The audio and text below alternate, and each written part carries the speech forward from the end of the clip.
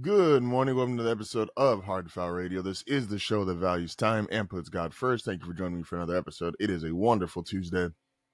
Let's get started. The NFL is king. The NFL is by far the most popular sports league in the world. The NFL is by far the biggest sports league in the world. The numbers it does, the amount of money going into it, people that want to be involved in it, people talking about it, it's all through the roof, right? All through the roof. And I don't want to make an overreaction out of just week one. So this is truly an opinion that the last couple of years has been really solidified. You just saw it in spades week one. And that is, and in life, this happens a lot. Depending on who you're talking to, happens maybe all the time. The difference between the haves and the have-nots has probably never been bigger in the NFL.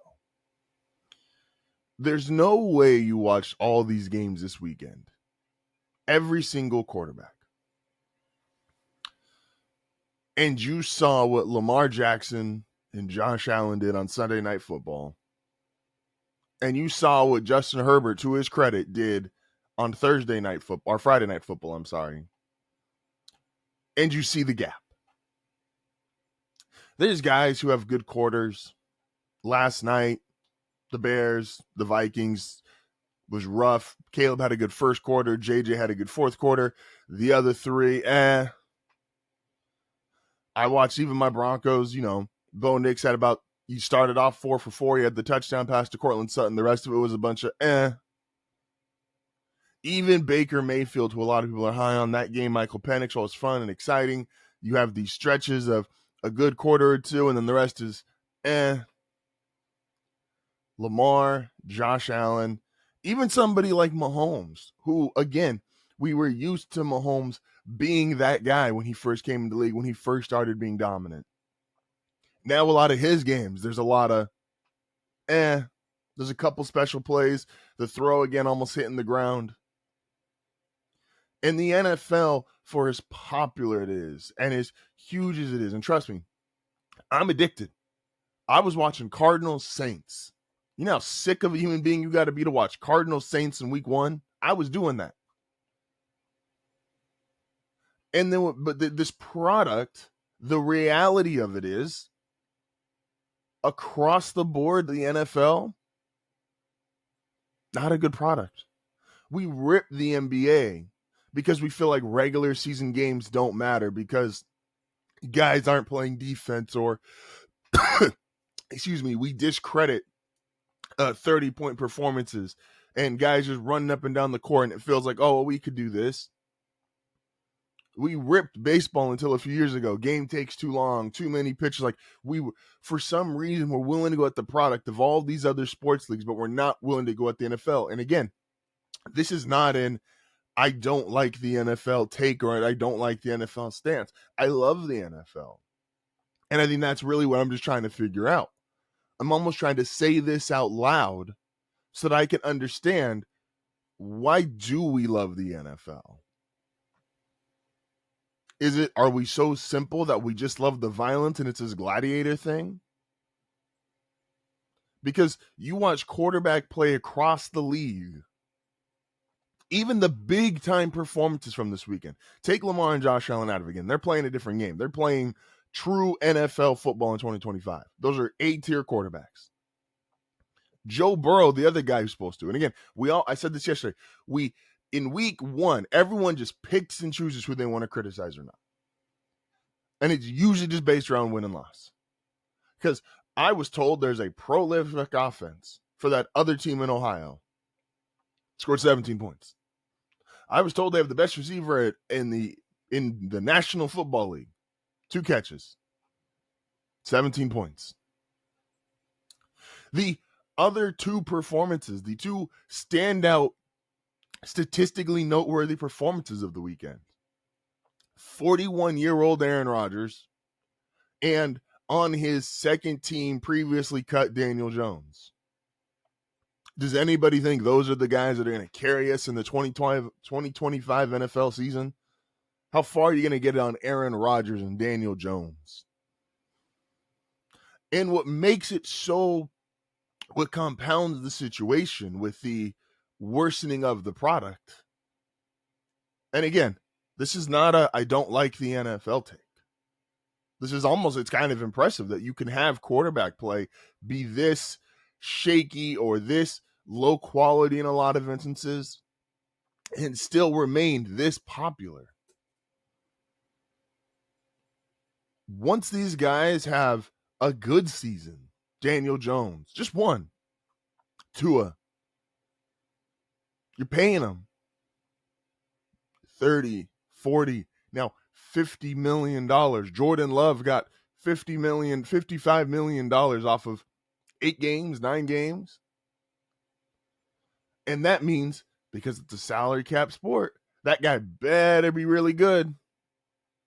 Because you only get to sign a couple other players of high quality when your quarterback's making $50+ million. Again, it works when you're Baltimore. I said this last week. The most important thing you can have is your coach, your GM, and your QB. Because once you pay your quarterback, your coach needs to be able to coach either his side of the ball, the lesser players that they're not going to pay, whether that's skill players, offensive line, he needs to be able to coach them up. Your GM needs to be able to draft really, really well. This is why the Ravens can pay Lamar. They paid Kyle Hamilton. They paid Roquan Smith. And they're drafting other Tyler Linderbaum. Kyle Hamilton was a draft pick from a few years ago. I understand he did just get paid. Like, they're able to draft really well while still paying a handful of guys while paying their quarterback elite money. And that's why that's still an elite team. They go out and get Derrick Henry in free agency for really a discounted rate. I know they changed his contract and gave him an extension, but when they brought him in, they got him in a really good rate. Those guys are playing a different sport. And if you're looking around the rest of the NFL and you're watching all these other teams, it is not close between the guys that have it, the Lamars, the Josh Allens. Herbert played an amazing game on Friday night. There's a reason why we call him If Man. Let's see if that continues. But these guys who are A-tier quarterbacks. And Burrow, yes, had an A-tier statistical season last year. Let's see if he does it now. I understand he went to a Super Bowl. He also missed the playoffs last 2 years. Like, the guys that are great, even people that we love, and I love, Matthew Stafford, CJ Stroud, that game was 14-9. And I know those are two good defenses, but 14-9? We got to figure this out, man. Or we just have to stop acknowledging, and I don't know if this is going to happen because of the players union and just the way it's working. And if you're making the kind of money they're making, why stop if you're the NFL? Stop giving everybody $50 million. Make them really prove it. You know, Jerry Jones got a lot of crap for the way that he did Micah. And I'm not saying I would have signed Dak to 60, but the process of getting Dak to 60, maybe not the worst thing in the world. Hey, man, really prove it to me, because I'm about to give you the kind of money that's going to make or break my franchise. Really prove it to me. So let's talk about the game last night. I was ready to, mixed bag. Caleb, I said, had to outperform J.J. McCarthy. And I stand by that. And I don't think he did, but I think it was unfortunately closer than it should have been. So Caleb starts the game. He's 10 for 10. Everything looks great. They score an opening drive touchdown for the first time in forever. And it looks like the Bears are, it looks perfect. We have this really bad article that comes out before the game, and everyone's looking at Chicago and Caleb and Ben Johnson, 10 for 10, opening drive touchdown. Looks like the game is going to be amazing. Then they stall out. And then they stall out so badly that they don't get back into the end zone until Minnesota scores multiple times, takes the lead, and takes control of the game. Here's the thing. You cannot be the generational prospect. This has been my thing. You can't be the generational prospect and be the 5th or 6th best quarterback in your draft class of 6 quarterbacks. You can't do it. And who knows? Maybe Spencer Rattler, really 7 quarterbacks. Maybe Spencer Rattler is going to be good down the line. Caleb is look at the contemporaries of that class. There's 6 guys got drafted. Jaden and Bo already made the playoffs. They've already accomplished more than you. You could say, again, I'm not here to argue the talent. I'm arguing production. 2 of those 6 already made the playoffs. Penix looked really good yesterday. JJ, yes, obviously got off to a really slow start, but that second half looked really good yesterday. Then there's Penix, looked really good in that Falcons game. And then there's Caleb, who realistically only looked good for the first quarter. And I said this all offseason, that we have moved the goalpost on Caleb. And this happens a lot with really touted prospects, because when you're a really touted prospect, all everyone's going to do is sing your praise.